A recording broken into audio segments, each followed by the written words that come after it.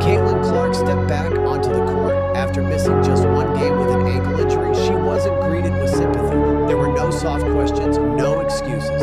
She came back to a league still sharpening its knives. And while most of us focused on whether she'd be 100%, one person was watching with a completely different emotion. Angel Reese. She wasn't smiling, not like Clark was. She wasn't excited, she was furious. You see, Caitlin Clark's return didn't just mark another WNBA game. It signaled something much bigger, that no matter how many elbows she takes, no matter how much media mud gets slung her way, no matter how many players target her physically or verbally, Clark keeps smiling. That's not just annoying for her rivals, it's devastating. Because when you're trying to paint someone as entitled or overhyped, and they walk back in and drop 16 points and 5 assists in 18 minutes while grinning through it, your whole narrative collapses. And Angel Reese, she knew that. She felt it in real time. She logged back on Twitter, and the war began again. Let's not pretend this is just about stats or basketball IQ. What's happened to Caitlin Clark is political, it's business, it's territory. Because she didn't enter the league quietly. She didn't wait her turn. She showed up, dragged millions of new fans with her, and immediately shifted the spotlight from seasoned veterans to herself. And the reaction from some players, resentment. From the very first game, defenders body checked her like she stole something. Every screen came with extra contact. Every foul felt a little harder than it should. People said that's just how the WNBA is. It's physical. No, this was targeted because Clark represented a threat that had nothing to do with her crossover or her shooting range. She was a cultural bomb dropped into a fragile system. She brought in new money, new fans, new media, and that made some players and maybe even some execs uncomfortable. And Angel Reese, she made herself the poster child for that pushback, not with her play, but with her presence. People tried to act like it wasn't personal, like Angel Reese didn't care about Caitlin, like it was all just competition. But then came the tweets. Subtle at first, a quote here, a reaction there, but the more Clark succeeded, the louder Angel's online activity became. She clapped back at fans, retweeted shady posts, liked tweets insulting Clark, always coded, never direct, but everyone knew who she was aiming at. And when Clark sat out one game due to injury, Angel posted a photo sitting on a throne, wearing a sly smile, captioned, "Back outside." It didn't take a genius to put it together. Clark's brief absence was Reese's brief moment of relevance. She wanted the narrative, even if she hadn't earned it on the floor. So what did Caitlin Clark do? She didn't tweet, she didn't subtweet, she didn't give vague interviews or make sarcastic posts.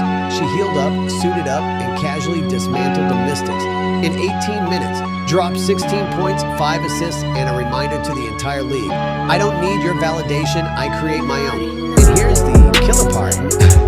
She smiled through it. That smile, that's what makes Angel Reese snap. Because Reese plays with emotion. It's written all over her face, whether she's winning or losing. Her game is tied to her mood. Clark, she plays with control, with discipline. She'll take elbows to the face and keep moving. She'll get undercut, slam to the floor, and still get up and hit the next three.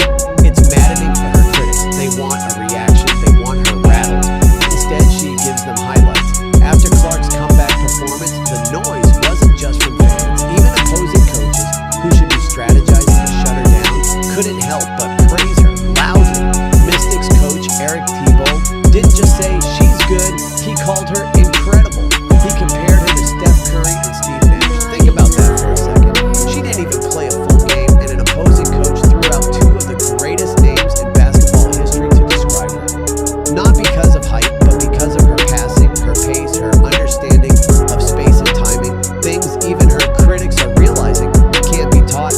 That moment made it clear. Even if the league tries to bury her behind veteran storylines, she is the future, and that future doesn't include waiting for people like Angel Reese to catch up. Here's what's driving Angel Reese crazy, and honestly, it's understandable. You can't fake what Caitlin Clark has. Not the skill, not the connection, not the loyalty.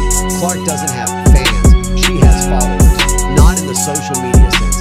In the spiritual, buy the jersey, cry when she wins, travel across states just to watch her play. Middle schoolers are wearing her number. Colleges are still hanging up her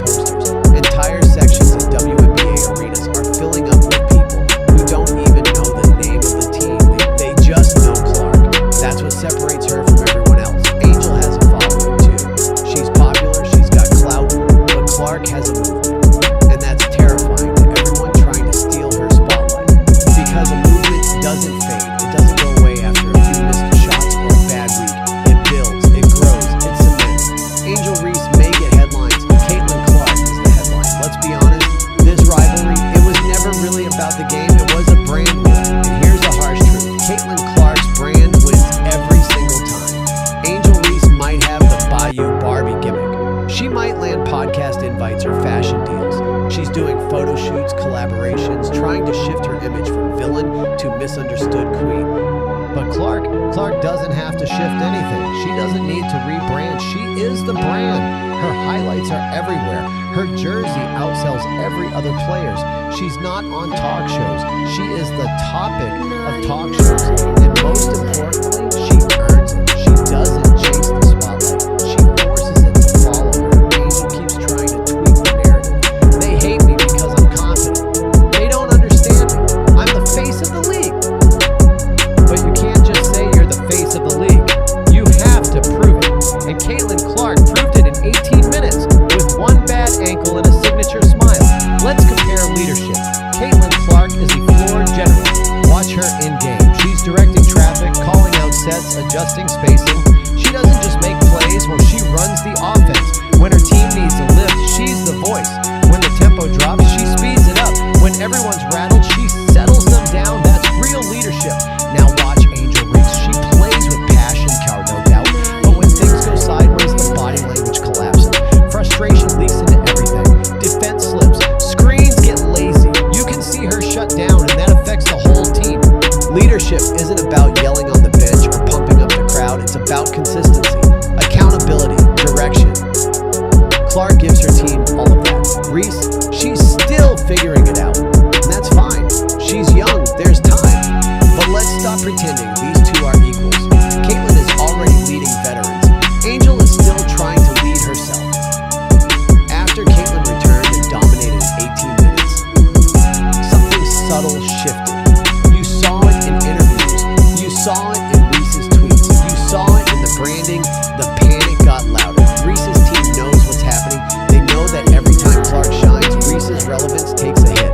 Not because Angel isn't good, but because the spotlight only stretches so far, and when Clark is in the building, she absorbs all of it. That's why you're seeing the shift. More Instagram filters, more media appearances, more victim narratives. It's all a counterpunch to Clark's natural momentum. But here's the problem, Mister. You can't beat authenticity with performance. And Caitlin Clark, she's not performing for cameras. She's hooping. She's executing. She's rewriting the game in real time, and that's something no PR team can match. Let's talk about Clark's comeback game one more time, because people are missing how insane that moment actually was. It wasn't a playoff game. It wasn't nationally televised. It was preseason, and yet merch sales exploded. Ticket prices on resale sites jumped 3 times. Social media lit up with millions of views before the game even ended. Think about that. Clark doesn't just play games. She creates events. Meanwhile, Angel Reese can go for 10 points and 10 rebounds. And the headline is still about what Clark did that same night. That's not disrespect, that's reality. Caitlin Clark's presence redefines the stakes of every game she touches. It feels like the finals, not because of hype, but because of what's at risk for everyone trying to stop her. Reese, she's still chasing that feeling. And until she stops trying to manufacture a moment and starts delivering them the way Clark does, with silence, precision, and skill, the gap will only grow. Let's address the elephant in the room. Media bias. Angel Reese's supporters love to scream it. If Caitlin Clark did that, the media would praise her. They just want a white savior. But let's be real, it's not bias when the coverage reflects production. Clark puts up numbers, draws crowds, raises viewership, and makes history. That's not favoritism, that's blasphemy. That's cause and effect.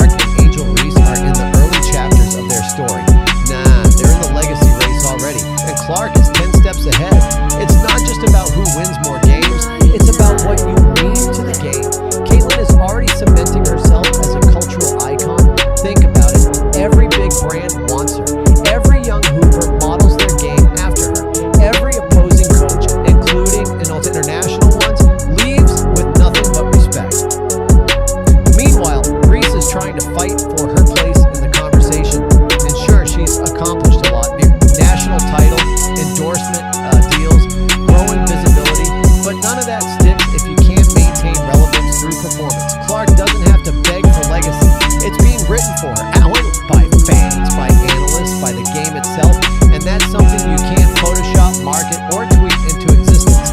Here's what people aren't talking about enough.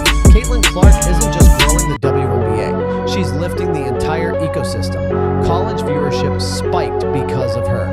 WNBA preseason tickets exploded because of her. Women's basketball merch, from youth jerseys to Nike collabs, is flying off shelves. It's because of her. She's not just helping Indiana, she's raising the value of every franchise, every TV deal, every corporate sponsorship tied to the league. And that's a dangerous realization for players like Reese, who spent the offseason talking about being the face of the league, only to get outshined in real time. Because if you remove Caitlin Clark from the equation, the needle doesn't just slow down, it stops.